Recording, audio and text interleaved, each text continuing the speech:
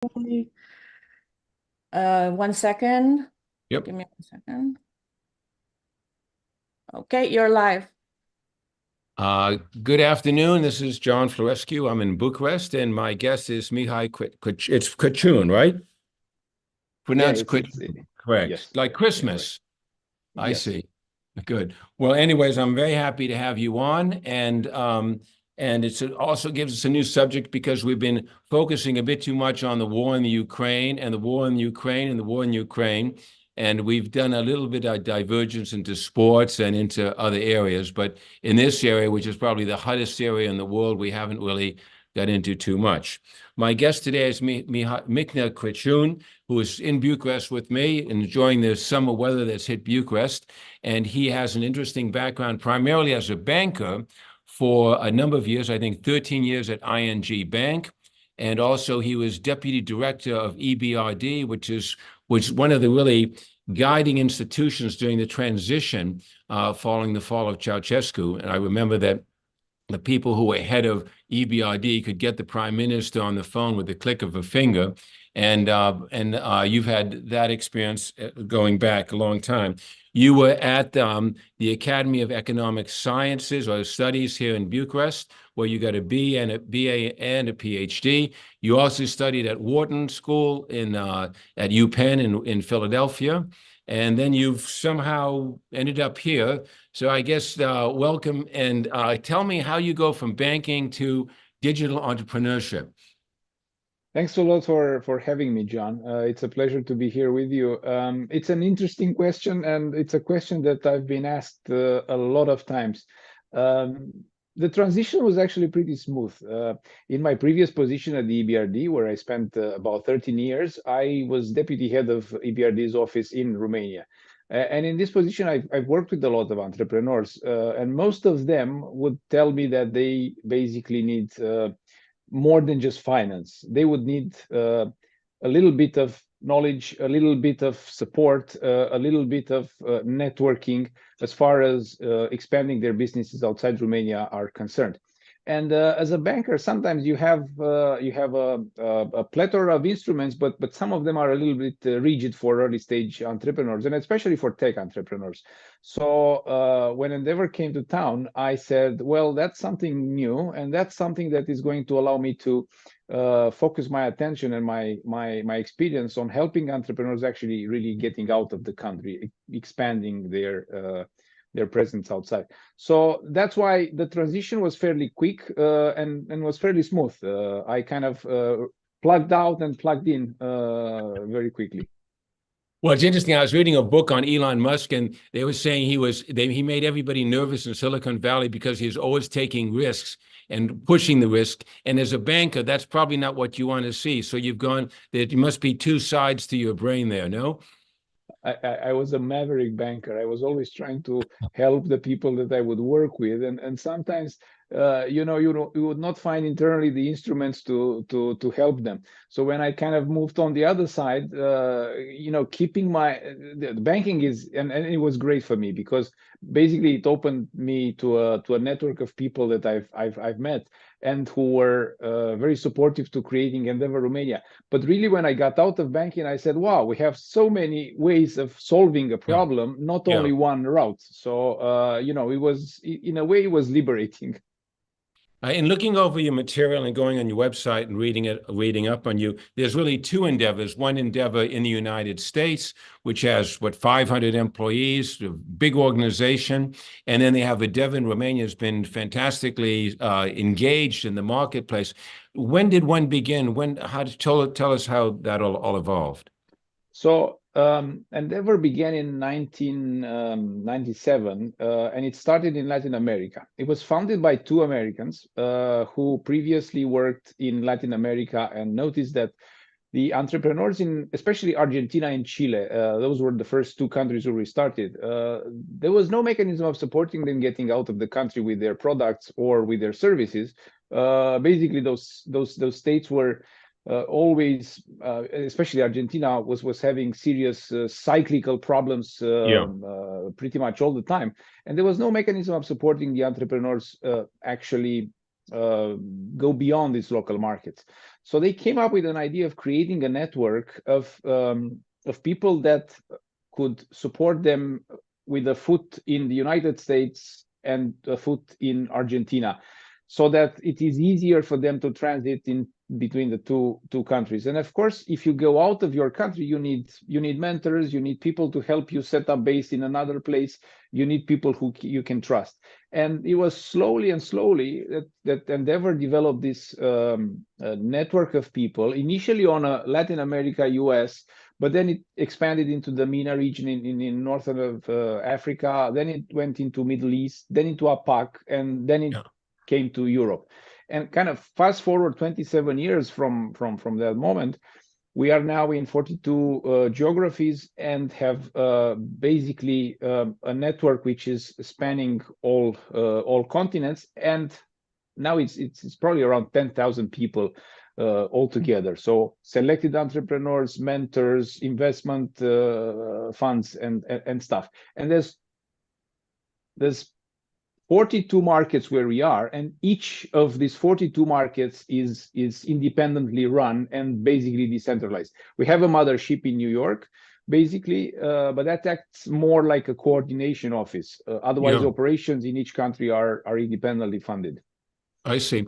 And then turning to Europe or turning to Romania, if you read about, the digital business in Romania, everybody kind of knows about UiPath if you're sort of Romanian American. But if we step back from that, Romania is, I've even read, is considered in some cases the digital hub of Europe, even in all of Europe.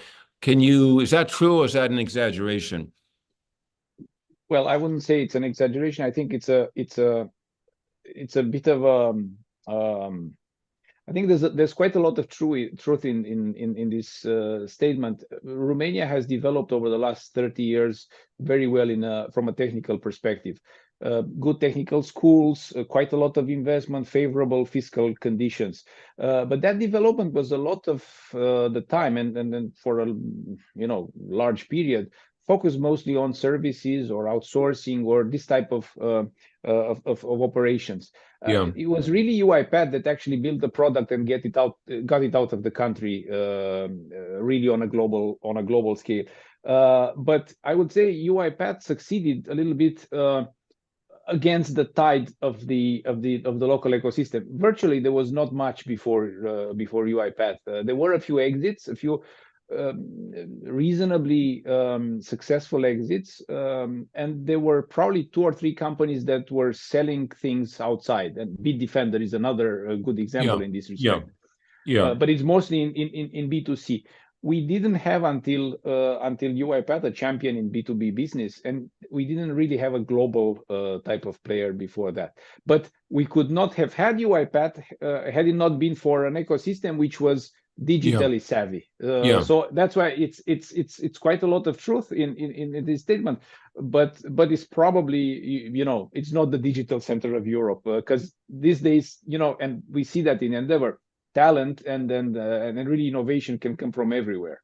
Mm-hmm. And in terms of Romania, is Cluj considered digital? Is it Bucharest, or what's a digital capital, if you were to say? I think it's hard to say, because both cities have scores of interesting companies, scores of interesting multinationals who have invested here. I would say, however, the ecosystems are a little bit different in terms of the typology of entrepreneurs in one place or another. So Cluj is quite substantial on services type of businesses, which are more difficult to scale than product. Bucharest is more product driven, and probably because it's a capital city, has a little bit of a dynamic which is a little more I would say a little faster. The investment funds are here, most of the decisions are taken here, but having said that, really talent can come from everywhere. I've traveled around the country over the last year or so, and I've seen amazing companies in Oradea or Iași or Sibiu or even Timișoara. So really, it's a springboard basically of really high potential entrepreneurs everywhere. So UiPath is sort of in a category by itself. I mean, I know of Druid also, another successful company. They have other companies underneath them. Uh, but the basic Romanian market probably is a constellation, a mix of different programmers spread out across the country, providing services all over the world for that matter. I mean, we are part of a company called Cubis that does that as well. Is that correct? Is it sort of diffracted like that because there's no corporate structure? Or what is it? Why is it sort of itsy bitsy? It's itsy bitsy because it's early.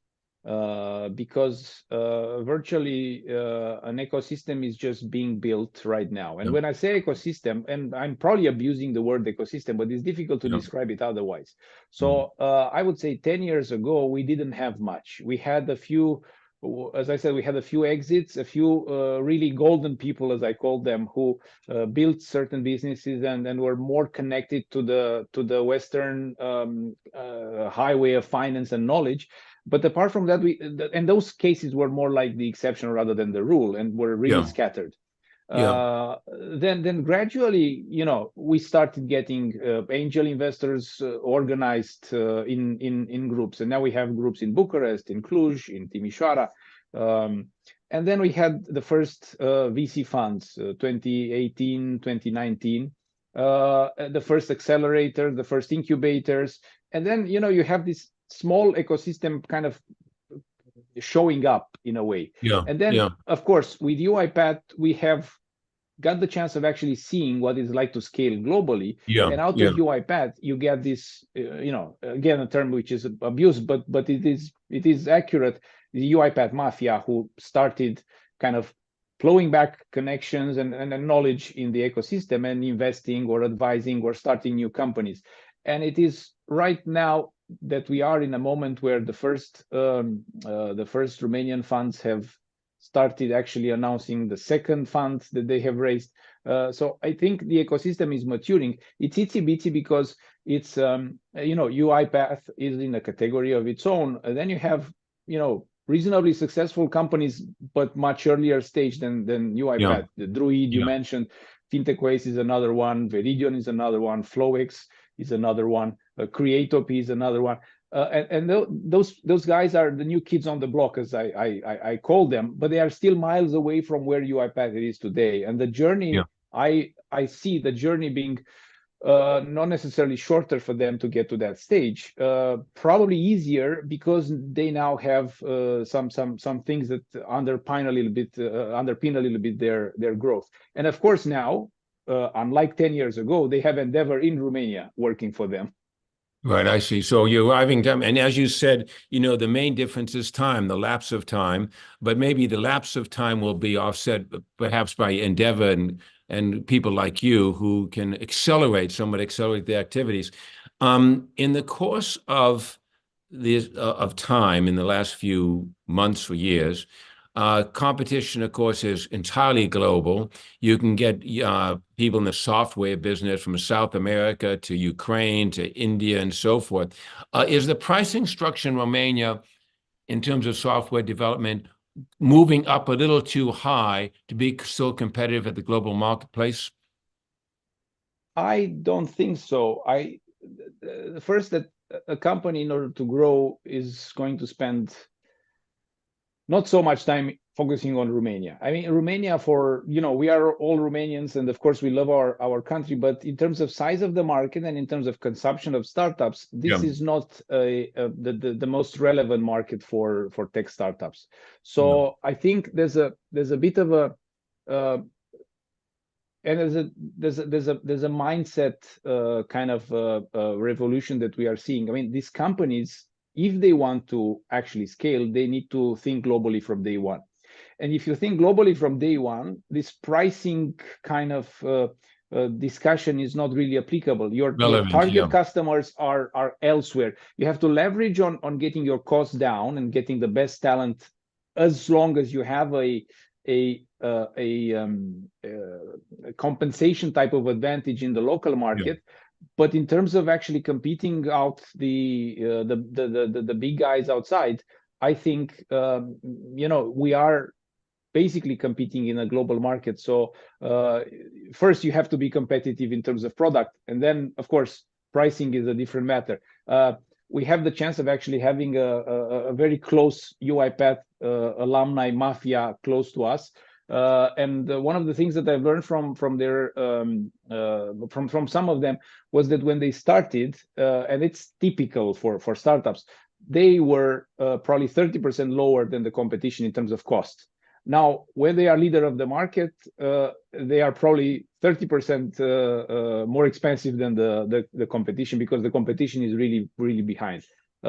So there's the price dynamic there. If you start with the startup, you and obviously who's going to use your services, you have to have a price advantage. But then as you move up in your category and as you gain more clients, I think your leverage increases a little bit and gradually. So the pricing is kind of aligning to global prices.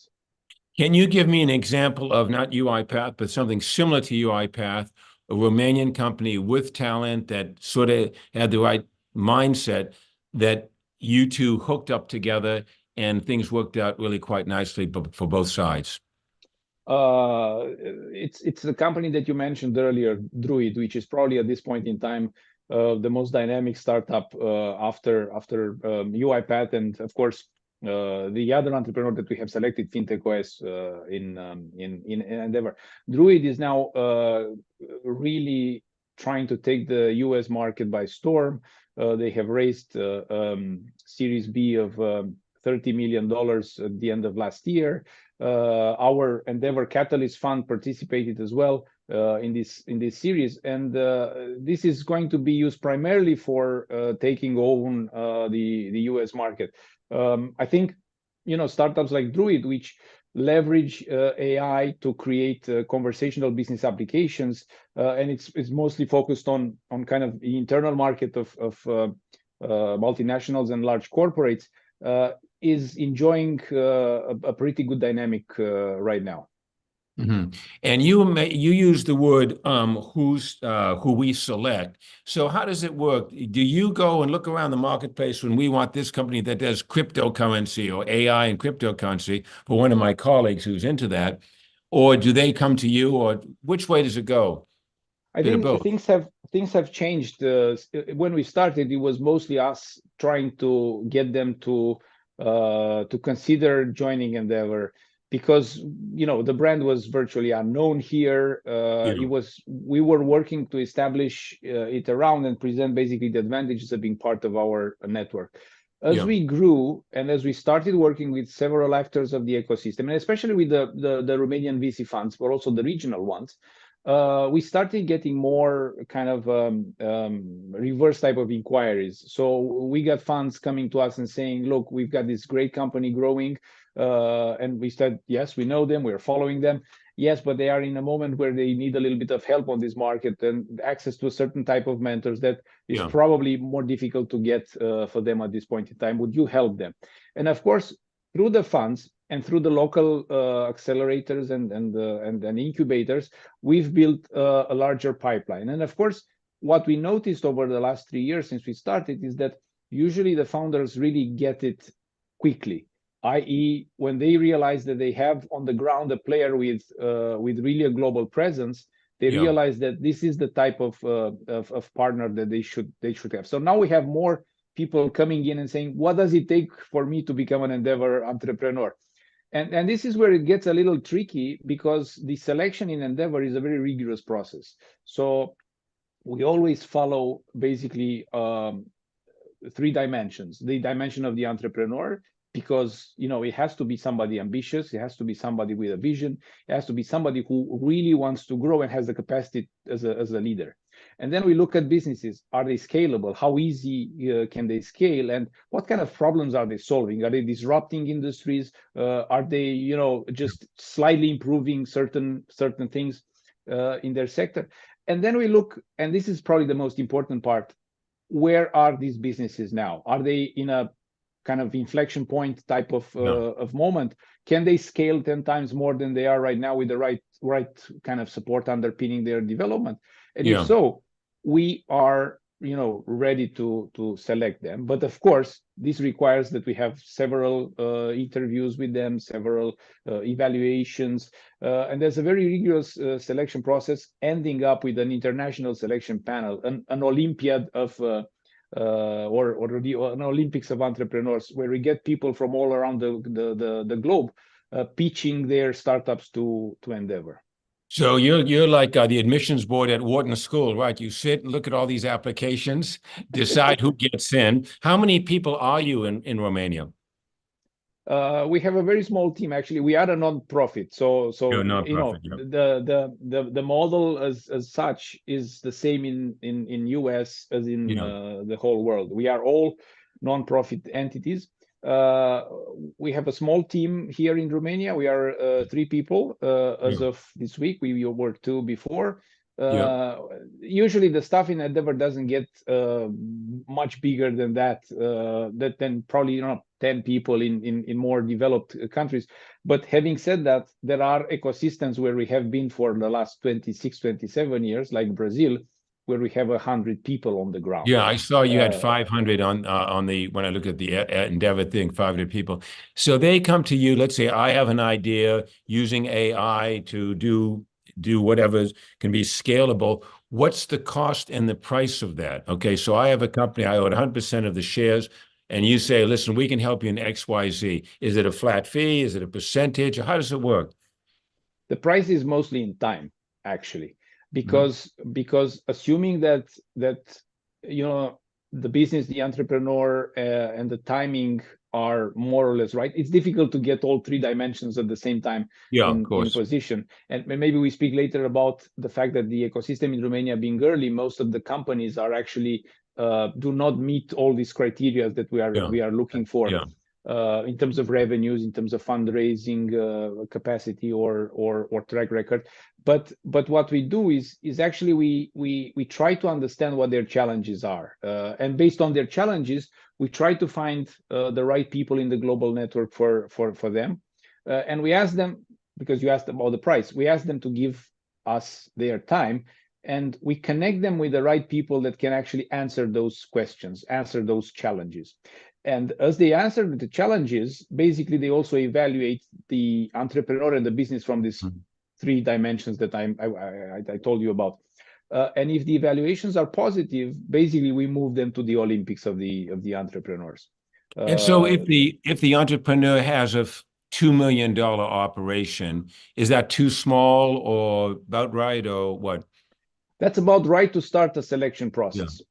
So what I wanted to say is that when I started, I thought, having been a banker and having met a lot of mature businesses, I thought the ecosystem of startups is much more developed, in the sense that we have much more companies in the range of 5 to 10 million. That's because in EBRD, I would not see companies who are lower than 10 million. So I imagine there has to be a whole universe below 10 million that I don't know, but that universe exists. Well, it turns out that it exists, but not necessarily in tech startups. Tech startups were much earlier stage. So at that point in time, myself and the board were facing this dilemma. Okay, since the ecosystem is early, we will have to wait until the next UiPath or until the next FinTech OS or Druid comes up. Or we could actually roll up our sleeves and try to locate the companies or understand the companies and the founders that have the biggest potential in the market, even if they are not at the level where we can select them. And what we said, let's try to accelerate everybody by talking to as many people as possible, by kind of building a pipeline of the most ambitious and the most promising of the startups, and then kind of using our global network to help them, even if they are not ready for selection yet. So that's how we build pipeline. That's how we created a little bit of hype in the ecosystem about what we do here. And we also show that, okay, there's an entity in town with a global network that is really here for you. And, if you give it your time to meet all these great mentors, all these great people that can help you, one day you can become an Endeavor entrepreneur. How many Romanian founded startups are working in the United States now? Let's say out in Silicon Valley. How many are out there? I know that when When President Johannes went out for a visit in San Francisco, I guess it was about 2 years ago, there's a big reception I heard about from the consul general out there. How big is that community? It seems pretty big now. It is a pretty big community, but I will say something which should not surprise the Romanians in the US. It is not very united. It is not very cohesive. Shall I say, I have a limited knowledge of what's going on in the Romanian diaspora. I've only started learning about it and talking to the diaspora through Alianța, basically like 2 years ago. And it was through George Roth at that time, and then gradually I started kind of connecting with other people. But my understanding is that there are a lot of people in tech, especially on the West Coast, but there's not a community coming together of tech people, for example. Also because nobody has taken the role of actually gathering all these people together. So when we started. And there's no secret here. The diaspora is very important for the development of the local ecosystems. And I only had to look south of Romania to Greece to see what Greece was doing, what Endeavor Greece was doing with the Greek diaspora around the world. And I said, what the diaspora needs is an entity, a global entity with staying power, which should kind of connect all these dots into a neural network, so to say, of people that can be really helpful to one another. I would say to answer your question, I would say there are probably, hundreds of businesses set up by Romanians in the United States, hundreds of more businesses set up by Romanians elsewhere looking to go into the United States. And I think what these people need is a bit of a I think they need a little bit of a network that they can connect into, and which can say, look, we can help you, because the needs are several. I mean, from go to market type of support to connecting to the right partners, clients, suppliers, lawyers, all this ecosystem of support that you need when you go to a foreign market. And I think we said, look, we have this great network in the United States of Endeavor offices. We have several Endeavor offices in the States. Why don't we use that to also bring the Romanians into the larger Endeavor community? And in process also create a network of support for the Romanians in Romania. And we started building that with your help in Alianța. And it's a process that continues to develop. It always takes time. I mean, I have some experience with Romania. I was born in Boston, so we had a big high-tech community around Boston. But I know Romanian organizations. My father's honorary consul in Boston, my brother's honorary consul in Texas. And there's usually a kind of competitive element that got there. I got in. The last thing I need is another Romanian company competing with me. So that happens, and that cuts across all kinds of ways. The mindset also is a factor. The American mindset, as you know from your days at Wharton and probably traveling in the United States, is quite different. I'm always reminded of the film on Zuckerberg's startup, where he goes to New York, he has an idea, whether it was his idea or his buddy at Harvard, but they find a guy who has money, they find a guy who's interested in ideas. Money really is never the big issue, is whether the idea has validity. What do you think about, knowing about the American marketplace, what do you think the Romanians could learn, Romanian entrepreneurs, digital entrepreneurs, could learn from the American marketplace?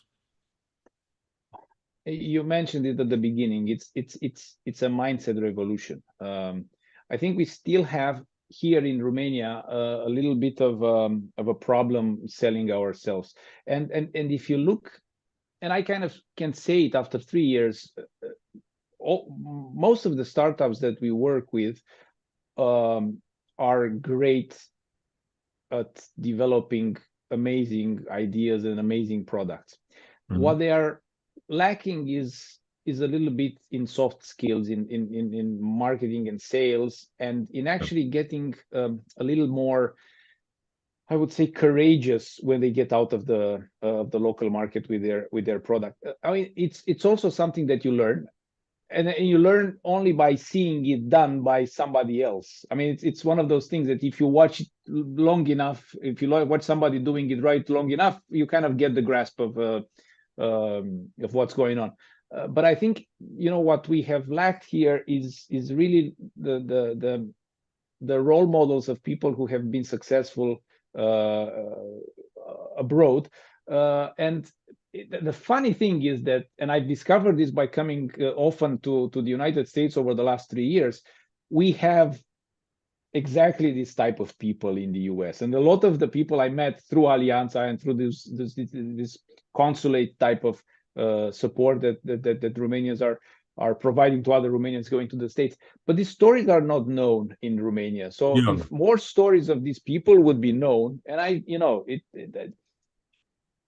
really, it gives you the goosebumps when you hear the stories of some of the Romanians who have been successful in the United States.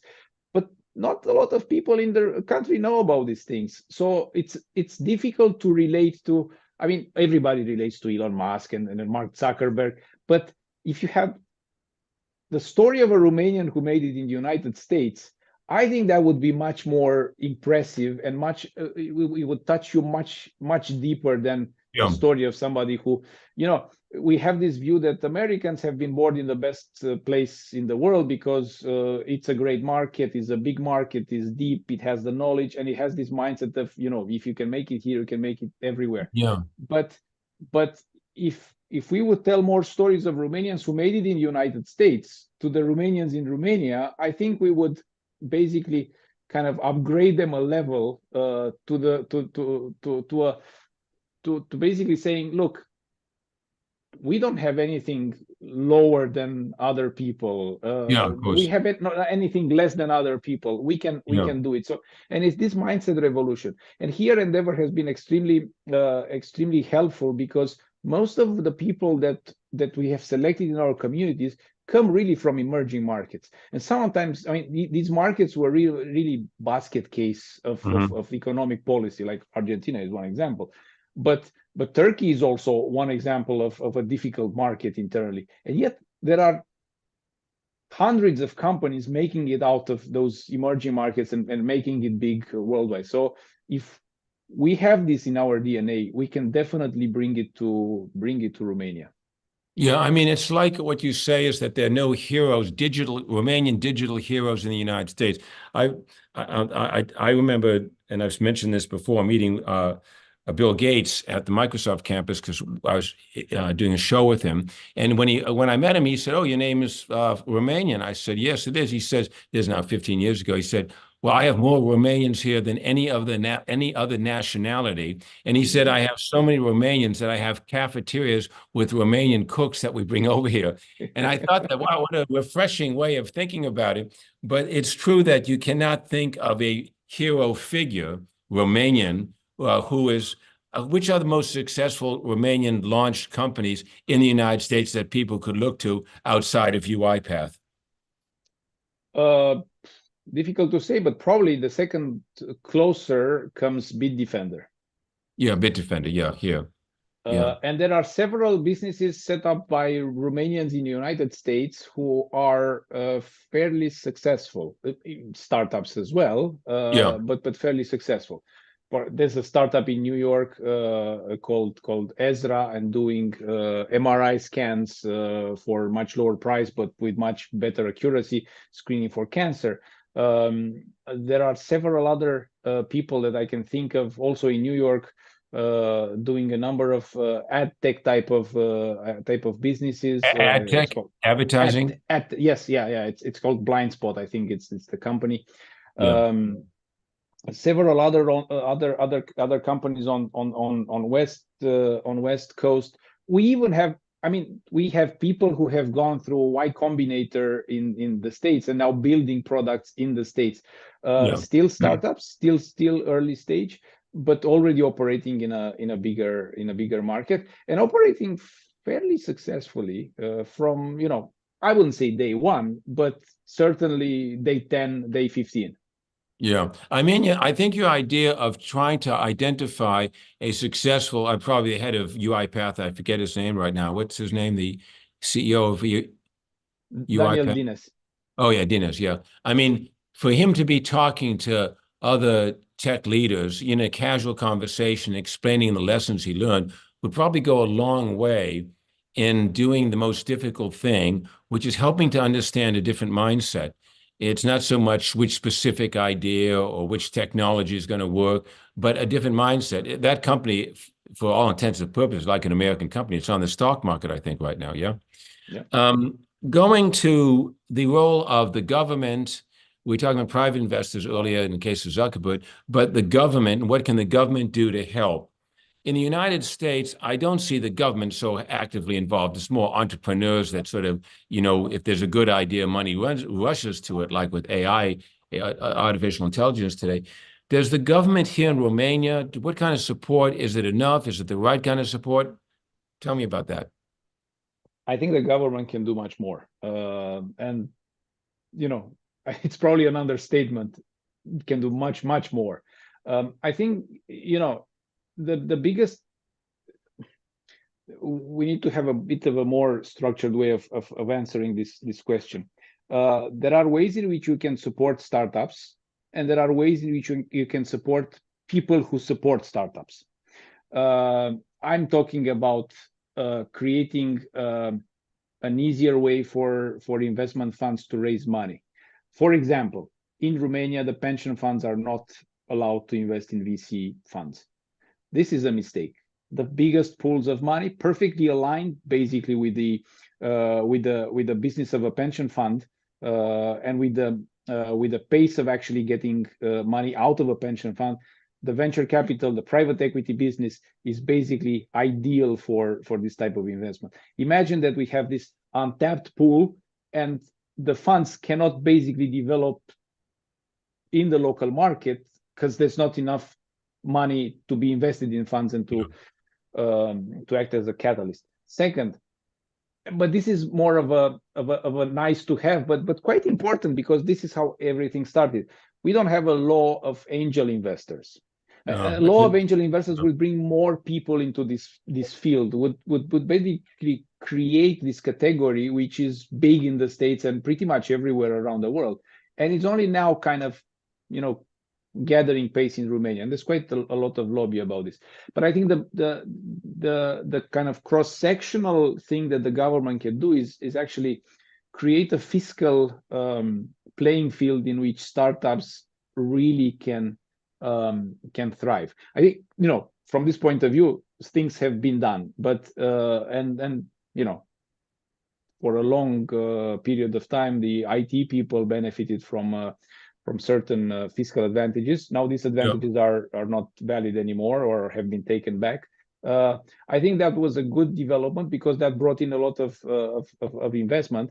And I think out of this investment, now people starting spinning out, people are saying that this was a brain drain because people worked in services for other companies.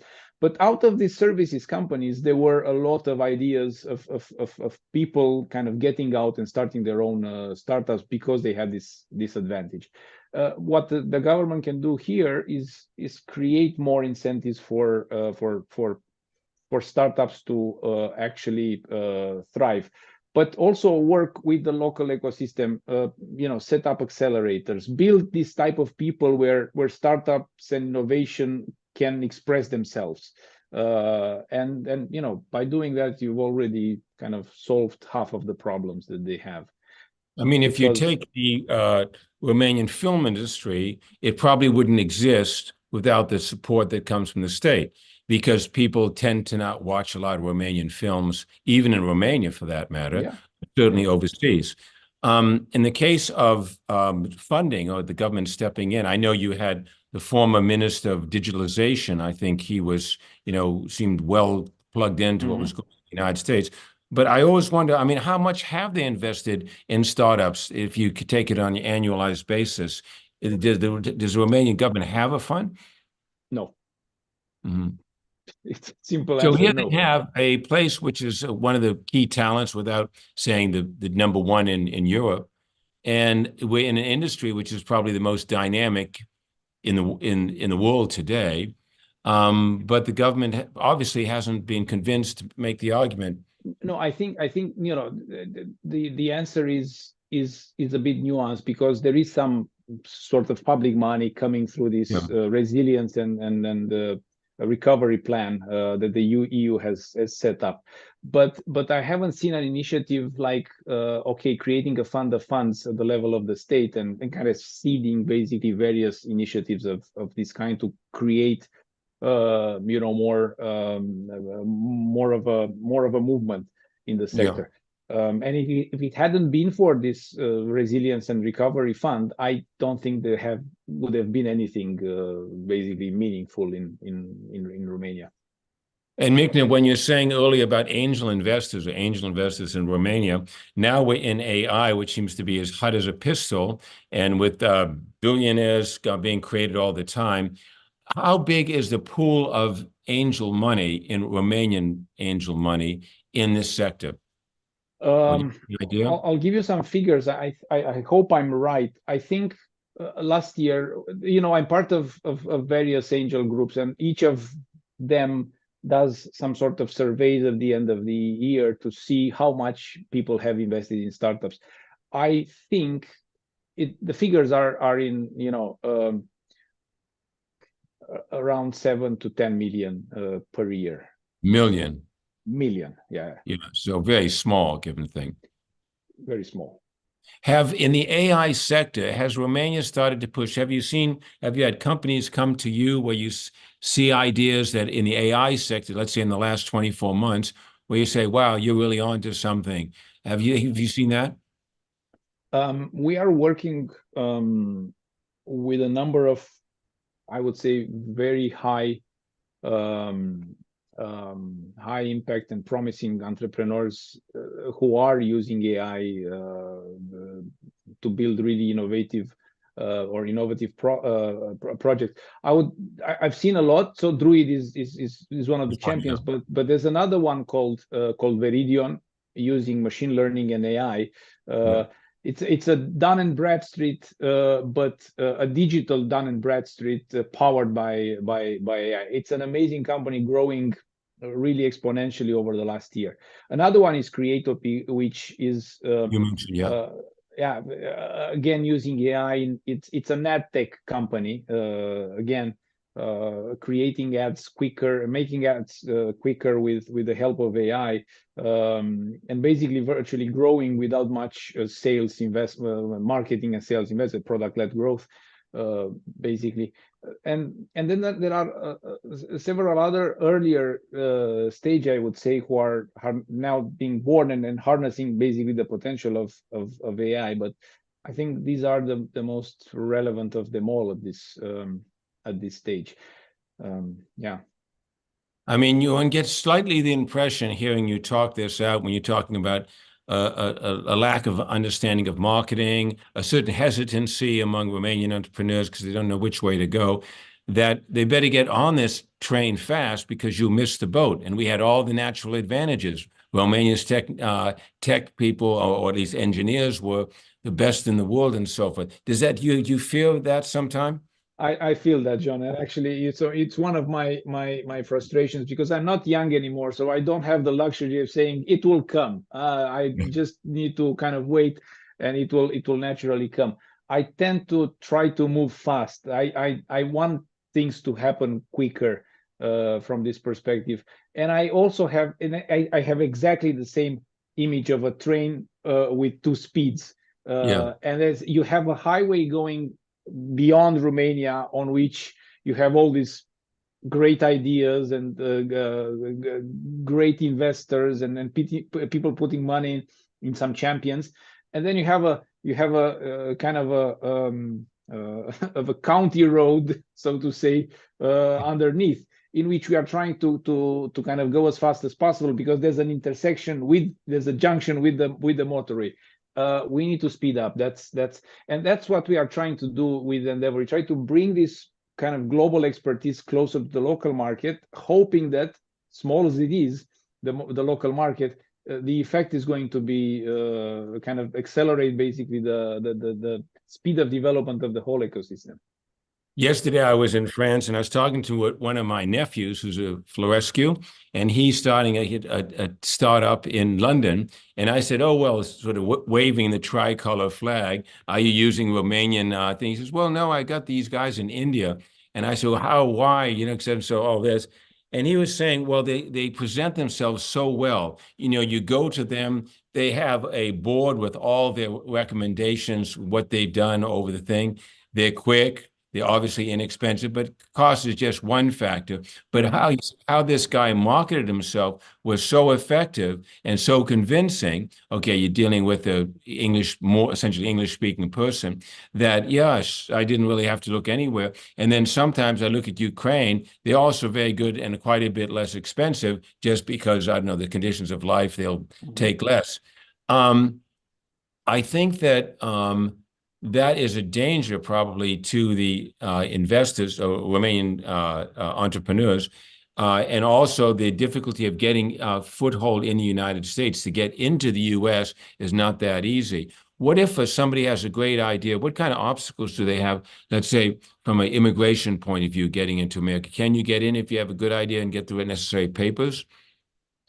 I have to say, I don't think it's that difficult because I see the most ambitious of the entrepreneurs we work with managing to get into United Yeah, States somehow, and some way. setting and somehow, some way, exactly. Yeah.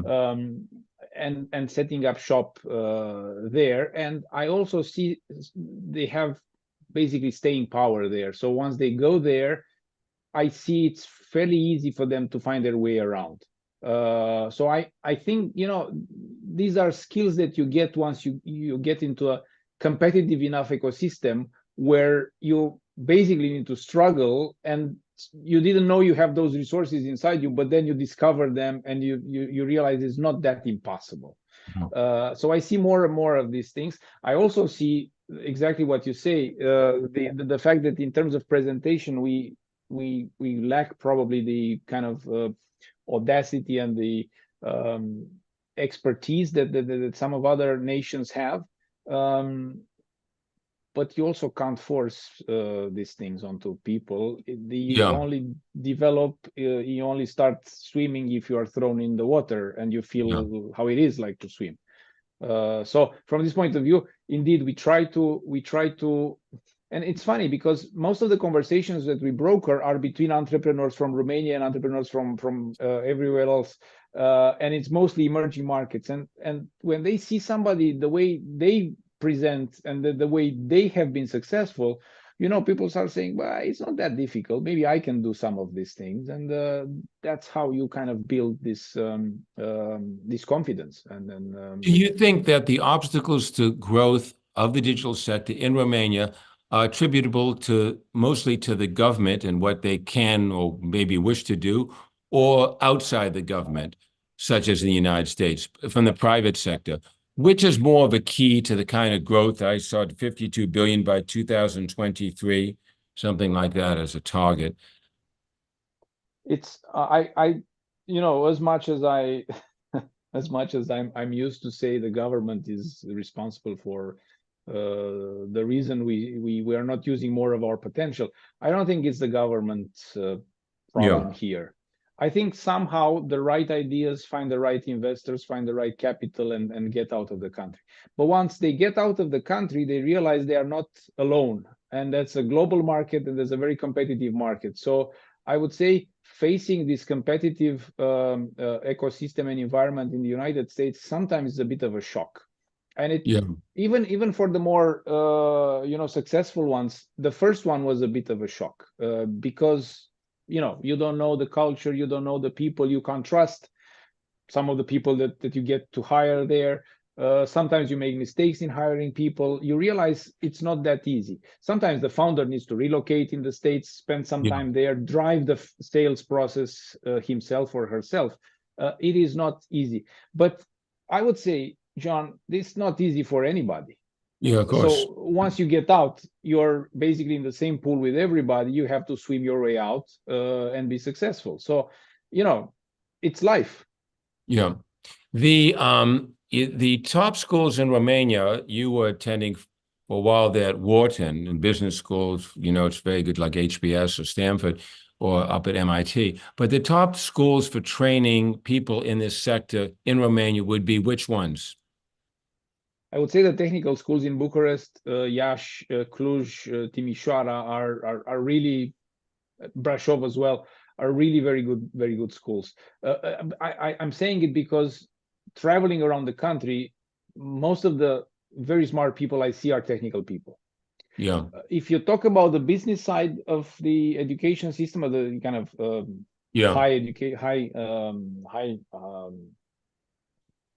higher education, this is where you know we are progressing, but I would say we are lacking behind, because the combination of tech and business and finance and economics that simply does not work great in Romania right now.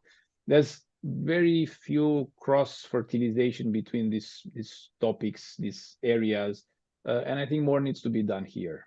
Yeah, I agree with you. When I look at American education locally from the outside, it seems very kind of, with horse blinders, and you need a little bit of everything there, or you need a mind that can understand the various.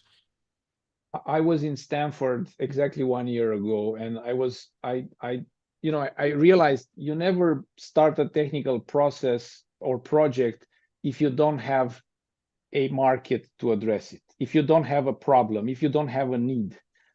So basically you have this backbone running through whatever you do, and this kind of red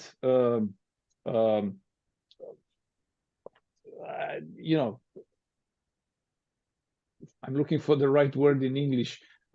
It's like a filament, like a red filament okay, you can't build something if that something is not sellable. It doesn't have a market, it doesn't solve a problem. So in building it, you should not focus on building a technically splendid top project, because that project may not be sellable.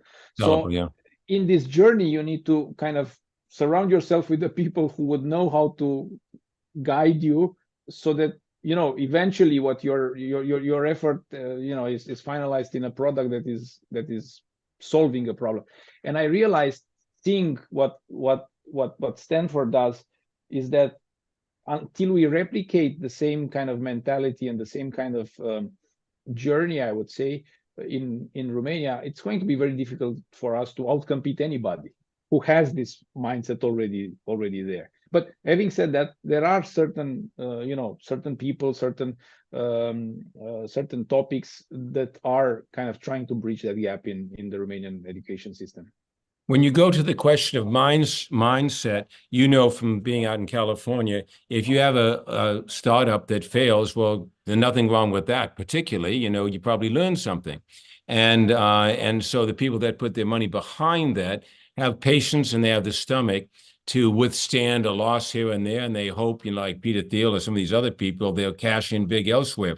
I would bet that investors in Romania are more inclined to see a quick return relatively fast, and won't sit around with a lot of failures on their hand. Am I right about that? What's your thought on that? You're right. Though there is a little bit of a wind of change here as well. So we started not blaming the people who have failed, as long as they basically have been. I mean, there's a good discussion about this. If the process of actually going about a product and the market is right, the outcome should not be judged. Because if you've done things right based on what you have kind of read that the conditions are, the outcome could be good or could be bad. But if the process was right, don't criticize the outcome. And I think that's a very good statement. The second part of what you said is also accurate, because most of the people who have made exits in tech have made exits relatively early. So that's why we don't have a lot of entrepreneurs who succeed in the global market, because I don't want to say anything about the successes that have been so far, but I think we kind of left money on the table with certain things. Yeah, I bet you that's right. We sold very early when we saw kind of the kind of money that were in front of us, and we were probably lured by the numbers, and then we thought, well, maybe that's not for me. Maybe that journey of actually scaling up is not for me, because this money could buy me a great lifestyle here in perpetuity. Now, I wouldn't say this is bad. Everybody has the right to think like this. Yeah. But I think, coming from a culture which has not seen a lot of accumulation of capital and has not seen a lot of sophistication of investments, I would say this has hampered a little bit the growth. And the only company that has kind of stood by its credo in doing that, actually, let me say it's actually two companies. It's UiPath and Bitdefender at this point in time. Everything else was, I think, sold a little bit too early. Now, I'm not commenting. Some of the conditions of the market at that point in time may have, warranted an exit at that point in time. But I think generally the Romanian founders tend to exit a little too early. Are there banks, you in the banking business? I don't know if you had that kind of nose a few years ago at ING, but are there banks here in Romania that specialize in funding digital or startups? I think more and more they start getting closer to this sector and trying to understand this sector. It is still difficult because one of the things that the banks still ask in Romania, is pretty much everywhere, is, do you have any hard guarantees, hard assets? Ask a tech founder about the assets, and he will tell you that they are here. It's the team, it's the brains of these people. How can you mortgage the brains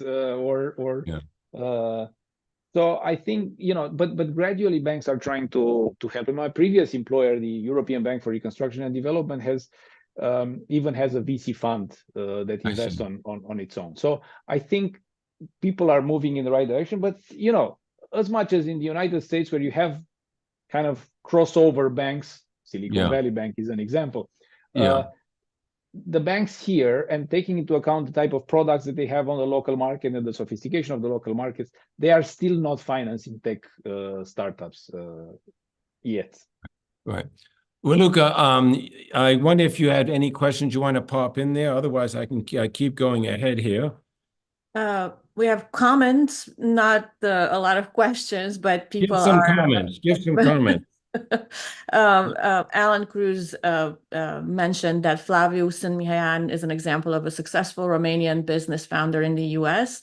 I'm sorry to have forgotten Flavio. Indeed, he is. Yes. Apologies to Flavio. Okay, there. And also Professor John Stoica at UC Berkeley. So I wanted to remind people, if they have any questions, to put them in the comments, but we're approaching the top of the hour. So Mihnea, if anybody wanted to follow up with you and ask you questions, maybe you can kind of remind people how they can do that.